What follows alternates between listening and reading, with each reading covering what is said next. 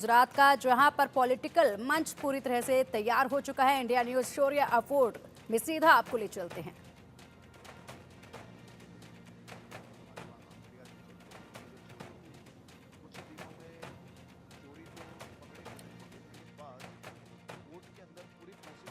इस पर तमाम दिग्गज जो हैं वो मौजूद हैं। इंडिया न्यूज का शौर्य अवार्ड कार्यक्रम आप देख रहे हैं सीधा गुजरात की सूरत था जो मेरे घर पे ही गांधीनगर में वो आयोजित हुआ था।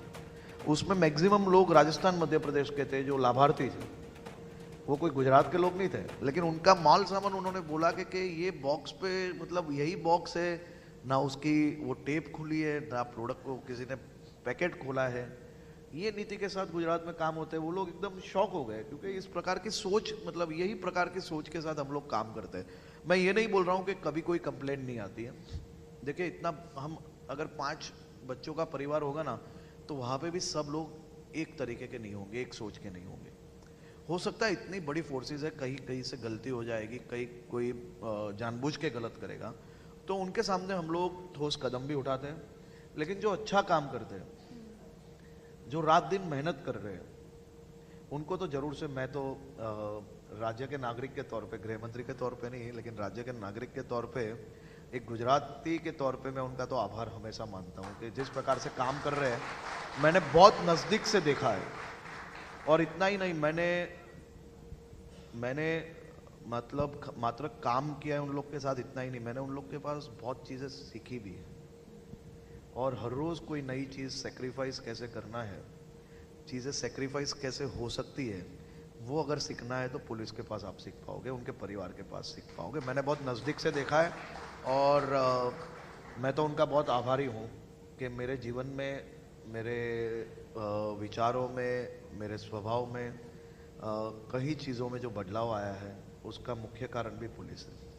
आप एक और मंत्री खास तौर पे आपने जो ओवैसी जी की बात की, तो मैं आपको एक चीज़ बताता हूँ कि मैं ऐसे परिवार में पला बड़ा हूँ कि जहाँ पे बड़ों का सम्मान करते हैं। मैं किसी के साथ तनातनी करने वाला व्यक्ति नहीं हूँ, लेकिन ये जरूर है कि मैं मेरे अपने लोगों के लिए, मैं मेरे राज्य के हित की बात वो कोई डर बिना रखता हूँ, और उनके हित के लिए लड़ना पड़े तो लड़ता भी हूँ। वही कार्य मैंने किया था, उससे ज़्यादा मैंने कुछ नहीं किया था। बिल्कुल। अभी हम आगे बढ़ते हैं। एक आखिरी सवाल हर्ष भाई की, जिस प्रकार से पुलिस फोर्स को और ज़्यादा मजबूत करने के लिए आधुनिक तकनीक का उपयोग ज़्यादा से ज़्यादा हो, और जिस प्रकार से प्रयास किए जा रहे हैं राज्य सरकार के द्वारा कि पुलिस फोर्स हमारी जो इस समय कार्य कर रही है, तो इसकी स्ट्रेंथ भी बढ़े और आधुनिकता भी अपनाए, तो उसके लिए किस प्रकार से प्रोजेक्ट आने वाले समय में राज्य सरकार के प्लानिंग में है, और कैसा आने वाली पुलिस की जो दृश्य है वो देखने को मिलेगा? देखिए, पुलिस, आज के दिन की पुलिस अगर आप देखोगे तो उसके लिए 3 मॉडल बहुत ही महत्वपूर्ण है। एक तो strength of force, second human intelligence, और थर्ड हो गया आधुनिकता। ये तीनों 3 विषय का जब संगम होता है तो वो बेस्ट पुलिस फोर्स बन सकती है। तो ये तीनों 3 विषय में गुजरात पुलिस आज भी देश की अव्वल नंबर पे आती है। चाहे वो आर्म्स एंड एम्युलेशन हो, चाहे वो साइबर क्राइम के सॉफ्टवेयर हार्डवेयर्स की बात हो, चाहे वो इक्विपमेंट्स की बात हो, चाहे स्ट्रेंथ ऑफ पुलिस की बात हो, चाहे वो ह्यूमन इंटेलिजेंस की बात हो। यहाँ पे जितने भी लोग बैठे हैं, हम जो यूरोप की बात करते हैं, हम जो लंदन की बात करते हैं, हम जो पेरिस की बात करते हैं, हम जब दूसरे देश की बात करते हैं, आप एज एन चैनल 5-25 लोग ये दिवाली के त्यौहार में जो बाहर से घूम के आते हैं ना, उनको जरा पूछ लेना, किसी का बटुआ चोरी, किसी का मोबाइल फोन चोरी, किसी का पासपोर्ट चोरी, सब वो विदेश की, ये सब देशों में जिसकी हम वाह करते हैं ना पूरा दिन बैठ के, वो पुलिसेस मोबाइल फोन चोरी या बटुए चोरी की तो फरियाद भी वहां दर्ज नहीं करते हैं। आपको ये पता होना इसके लिए आवश्यक है कि यहाँ पे तो 200 रुपये चोरी हो जाए ना, तो वो ढूंढने के लिए भी पूरी हमारी फोर्स लगती है। इस प्रकार की मेहनत करने वाली फोर्स है इंडिया के सभी राज्यों की पुलिस। मैं अपने राज्य की बात नहीं कर रहा हूं। हमारे वहां बटुआ चोरी होता है ना, तो भी FIR होती है। हमारे वहाँ मोबाइल चोरी होता है तो भी एफआईआर होती है। दुनिया के सभी विकसित राज्य देशों के अंदर मतलब बॉडी ऑफेंसेस के अलावा ऑफेंसेस दर्ज नहीं होते। कई भारतीयों को भी ये अनुभव हो गया होगा, जब पासपोर्ट चोरी होता है तो एम्बेसी में धक्का खाना पड़ता है, लेकिन वहां की पुलिस पासपोर्ट चोरी का भी केस दर्ज नहीं करते। ऐसे किस्से मैंने भी सुने होंगे और आपने भी सुने होंगे। खास तौर पे गुजरात पुलिस स्ट्रेंथ, इक्विपमेंट्स, मतलब आधुनिकता एवं ह्यूमन इंटेलिजेंस, ये सबके संगम के साथ काम करती है।